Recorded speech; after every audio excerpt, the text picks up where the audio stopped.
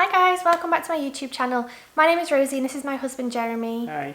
We are currently doing an 11-week yoga teacher training program. I've filmed every single weekend so far and we've just completed weekend number 5. So I really wanted to film a video just to kind of talk about what we learn so that we kind of have just everything documented and the whole process of just everything that we're learning basically and how we're moving through the program. So I've taken some notes because we're actually recording this on Wednesday because Saturday night we had a friend over for dinner and then we recorded a podcast and then Sunday night was the Super Bowl. So we've not had a chance to film until now. Anyway, let's dive in. So Saturday we started with a hip opening warm-up workout, like whole sequence actually, wasn't it? It wasn't just a class. Yeah, it wasn't just the warm-up, which I found quite hard because I have really sore hips anyway. So for me some of the poses were quite deep and they were quite good obviously because it worked, but I did feel quite a bit of pain after that. So we started with that and then we got into groups then of 5 per group, I think it was. Yes, we are, yeah. And we had to put together a sequence, a warm-up sequence, like a 10-minute sequence. So we each taught 2 minutes each, focused on a certain part of the body. So different groups had different sections of the body, and we had the calves, like feet, calves and feet. We had about 20 minutes to plan the little lesson, which was good. It's kind of interesting to have to work with different people and incorporate their ideas, but also do what you think is right and try and listen to different people, which obviously won't be an issue when we're teaching further on, when we're actually qualified, but for now it's kind of a bit like, oh yeah, okay, that idea, and trying to work together. But I think we did really well. Yeah, well, we had the hardest part of the body, which, there's not many things you can do to warm up the calves. Yeah. Kind of just point and flex your feet, and so it wasn't easy to find specific movements to stretch and work on this part. So that's why I think also we struggled a little bit. Could have been easier. Yeah. But no, it was interesting also to make sure that it was 10 minutes and not more or less and stuff like that, because timing is getting important now as well. So considering everything, we did well. It was good, but we were group 4, so we were the last group, so we kind of went at 4 p.m. or something, which meant that the whole day I was freaking out about it. And then we had a break just before our turn as well. So in the break I was like, Jeremy, I need to teach you, I need to practice. So I was practicing with Jeremy and going through it all in my head, trying to get ready for it. And then it came to our turn and there was 2 people teaching 2 minutes before me. Then I was kind of the 3rd person in our group. It got to me and I turned my volume on because obviously we're on Zoom at the moment because obviously with COVID. So I put my volume on and I went, oh my God, Jeremy, I'm freaking out. So everyone could hear me. They're mid-pose, waiting for me to do the next movement. And I just started freaking out. My mind went completely blank. I had no idea what I was saying.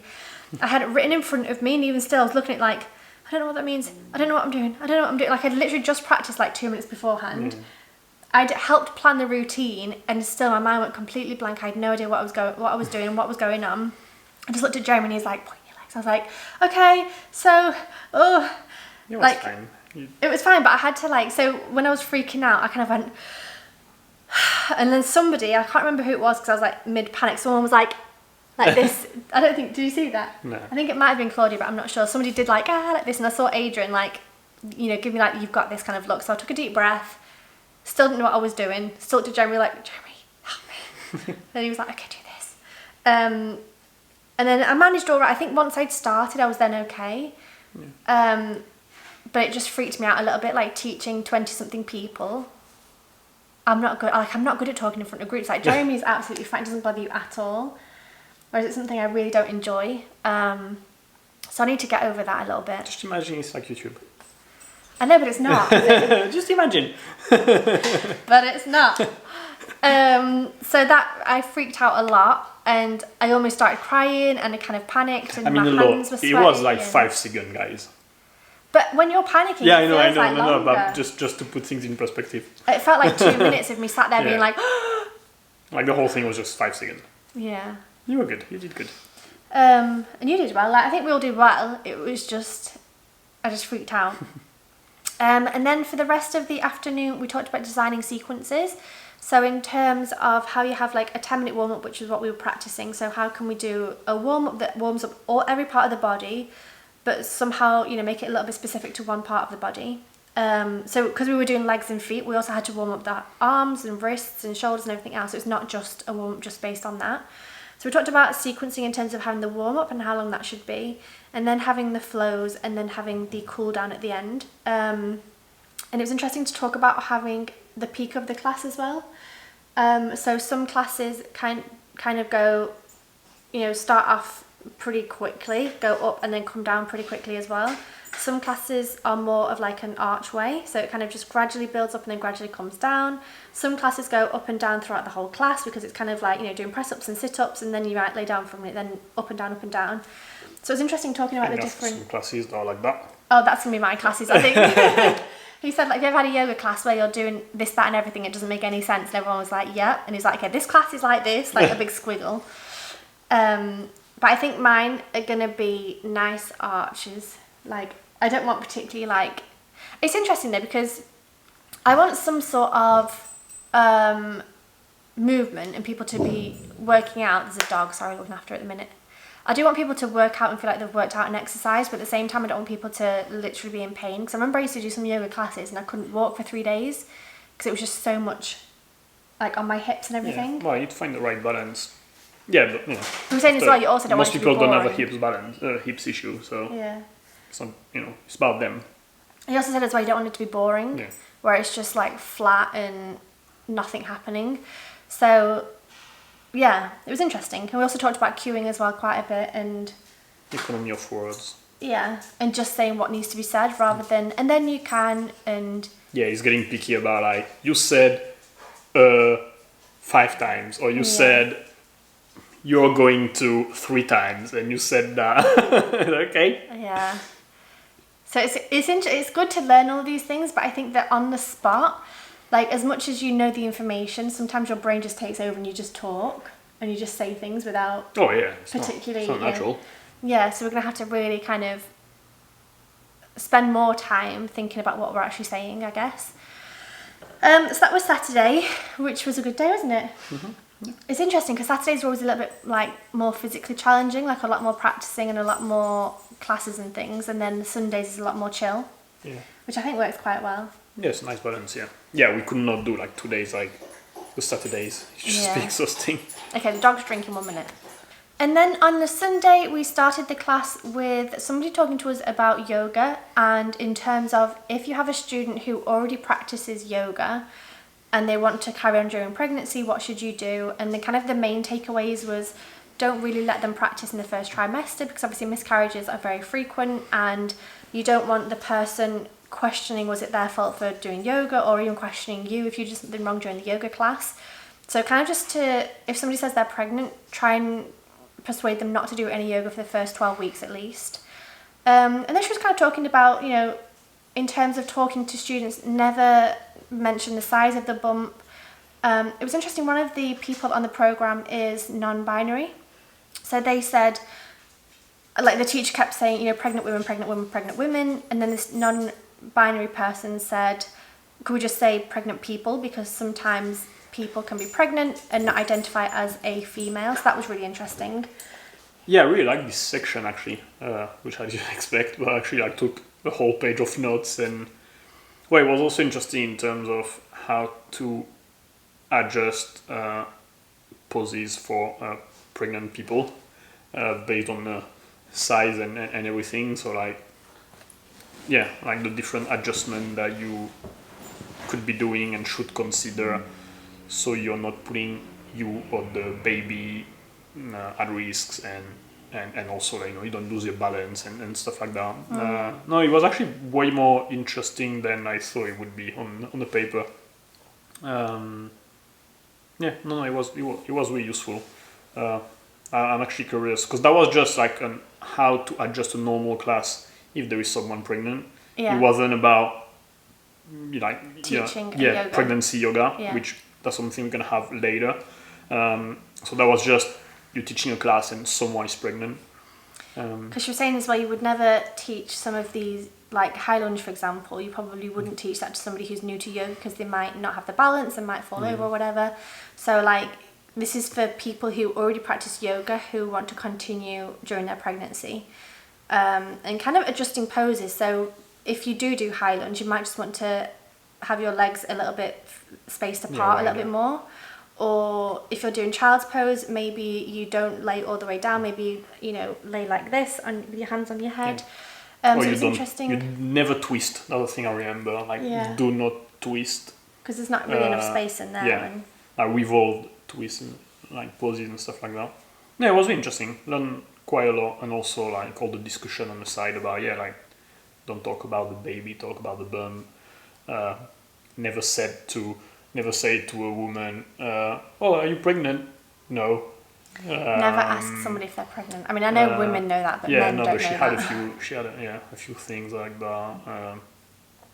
That was just useful in general, I think. Again, as usual with the training. So, that was good. Good start of the day. And then we talked about the nervous system and the differences between. I mean, not that I remember much. I'm not good at scientific stuff. The autonomic. And the semi-parallel. Well, the different nervous system and how it's organized in the body with breathing is automatic, and some stuff for survival mode, and some stuff for resting mode. That was interesting. He was saying that some things are automatic, but then also you can control them, so you don't have to tell yourself to breathe. But at the same time, if I say hold your breath, you can do that. And same with blinking, it's automatic. You don't think blink, blink, blink, blink all day. But then you can close your eyes if you want to. Whereas things like digestion, you can't say, actually don't digest that right now, digest that later on. So I hadn't ever thought about that. So it's quite interesting that there's certain things that are automatic that you can control, and other things that aren't automatic, that are automatic and you can't control, and things that, it was kind of interesting to think about that way.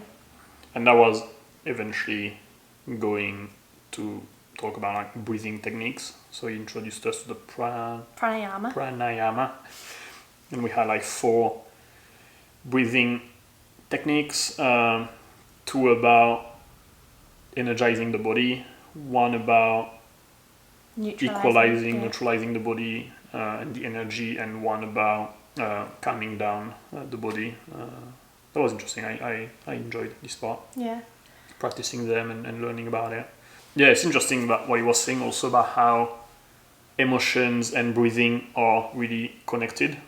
And what he said about the body, your organs and everything are not done to be triggered and in a stress mode all the time. We're not designed to be this way. Your stressor usually has a reflex when you're in survival mode or whatever back in the days. But how some people are so stressed out that they always have a really shallow breath and quick breath, which eventually causes respiratory dysfunction and I can't remember a bunch of things, but how is the emotion and your state of mind and your state of being can have an impact on your breathing, which can have an impact on the hormones that your body is producing, which can have an impact on cells, and that can produce cancerous cells and stuff like that. The whole, how everything is interconnected. And do you know what I found interesting as well was that when the body is in the relaxed state, your lungs are smaller. And then when your body is in fight or flight mode, your lungs are bigger. And that's because you need more oxygen to be able to run away from a saber-toothed tiger or whatever they said. Yeah. Which I found interesting. I thought that if you're relaxed, your lungs might be bigger because they're kind of just chilling out. Yeah. And if you're panicking and you're running, maybe they'll be smaller because they're tense. Well, it's so also that was funny because that, biologically, we've our lungs adapt to if we're stressed or not. I didn't know that. And because the diaphragm, when the diaphragm is relaxed, is up. Yeah. When if you contract it, it's down, so you have more space. So I guess that's an interesting thing as well, was trying to breathe through the stomach and then trying to breathe just in the chest and trying to breathe just in the throat and have very shallow breath like that you do when you're shocked. That was really interesting to try and feel the diaphragm moving with those different breath techniques we were trying. And what was interesting about actually the whole science of the breathing, that was super cool. What? Well, that when you breathe, you're contracting your diaphragm. So your diaphragm is going down. So your lungs are extending. So the pressure in the lungs is decreasing because the pressure like there's still the same thing, but the volume is increasing. So there's less pressure, and naturally air moves to a high pressure environment to a low pressure environment. That means basically we don't suck the air. We don't purposely like get the air in. It's actually the atmosphere. The atmosphere, the whatever it is that you want to call it, is actually pushing, like bringing the air into our lungs. We're pulled into us almost. Yeah. Which is, I don't know, it's a nice way, it's a pretty cool way to see breathing. What was the nice quote that he said? Yeah, I don't remember exactly, but it was about that. I'll try and find it and put it on the screen if I can find it. But it was something like, so basically, because your diaphragm pulls down, it creates more space in the lungs, and then because there's more space in the lungs, automatically oxygen just goes into you to fill that space. But it was about like Earth about and the planet and the atmosphere.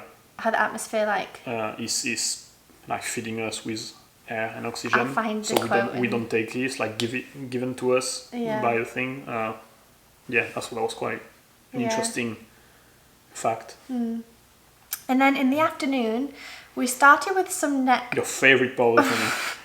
We started with some neck warm-ups. No, I've got the video. We haven't given ourselves space for the videos. But I did a video. So we started off with neck warm-ups, and it was kind of like, okay, turn your head from side to side and see how far you can go. And then we did some exercises with a towel, and we were kind of like twisting our head like this, and also like pulling it down. It's making me feel ill thinking about it. And like it was just, I think the thing that was weird was that then at the end we were supposed to look around, and then you could see so much further because we'd stretched all the muscles in the neck.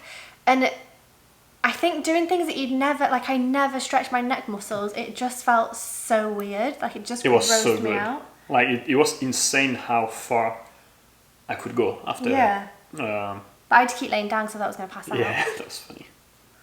No, it was good. It was good to try it, like you said, like to try and like to stretch different muscles, but not for me.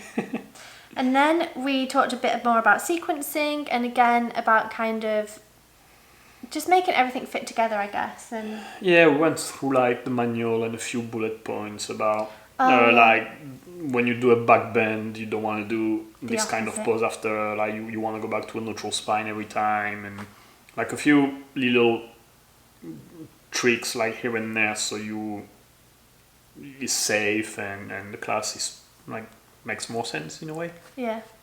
And then the last part of the day was basically on week 1 or 2, I think we were split up into groups of 3, and we were told we were going to teach a 1-hour class between us.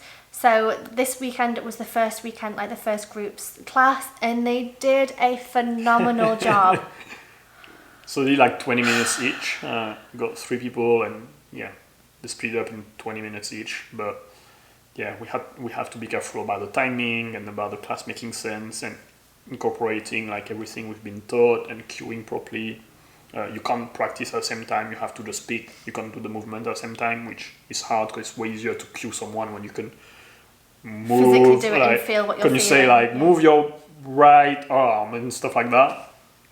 Left and right is a pain in the ass on Zoom because you see. I always have to look at you to know what leg you're using. But they did an amazing you see job the reverse, don't you? Yeah. For the first, especially like that was the first time. Yeah. Pressure's on for Jeremy's next weekend. But the thing is, like, I'm going to be weekend 11. I think I've mentioned this previously in one of the other videos, but I'm weekend 11, which means that I can't really make any mistakes. It's going to be your exam. Yeah, I know. Well, not really. I have to do that and an exam. I have double pressure. No, they did such a good job. Yeah, no, it was great. So good. Like, the feedback that we got was just like picky stuff about the wording and everything because they had to say stuff. And it was saying, interesting. For example, like one person would say, you're gonna. Is one of them. I think is going to be one of yours as well. Oh, yeah. And like. One of the things that I picked up on was just that when we were doing pyramid pose, she said drape over your body, and for me I can't do that because I need blocks. I need to kind of keep my body upright. So I kind of mentioned that to her because he said like I could give positive feedback, and then what would you do differently, and anything that you think could be improved. So that was just kind of the thing that I thought could be improved, because I think in a normal yoga teacher training that could be fine, but because we're especially doing accessible yoga for everybody, if even I thought, oh well, I can't do that pose then because I'm not draping over. So I felt bad saying it, but I also think it's important for everybody to learn. It wasn't particularly picking on her, it's just important for everyone to kind of pick up on things that maybe make people feel uncomfortable or whatever. But yeah, there was tiny little critiques, but otherwise, I mean, it was amazing. Yeah, it was great class. Such a good job. It just makes everybody else so nervous for their turn and for their try, but it'll be fine. Anyway. Speaking of which, we need to practice today. Yeah. Because I need to get ready for it. So I'm Jeremy's like dummy model to practice. Yeah. So that's it for this video. I really hope you enjoyed kind of following along with us on this journey. That was week 5. We've still got nearly halfway through. 6 more weeks. Yeah, 6 more weekends to go. I'm enjoying kind of documenting it as well. I think it'll be fun to look back on in a couple of years when I'm like a professional famous yoga teacher. I'll have all this documented, or even if we never do it again, either way I think it's fine. I think it's fun to kind of document it, but it's interesting as well to see what's involved in yoga teacher training, because I think people kind of say, oh, I've just finished it and we learned a lot about yoga, but kind of breaking it down without giving too much away. Like obviously you would still have to do the program if you wanted to learn everything, but I think it's interesting to break down week by week. Yeah, there's a lot to know. Yeah, so no, it's been good. Thank you so much for watching. If you enjoyed it, make sure you subscribe for more videos. Give this video a thumbs up as well if you enjoyed it, and we will see you very soon. Bye. Bye.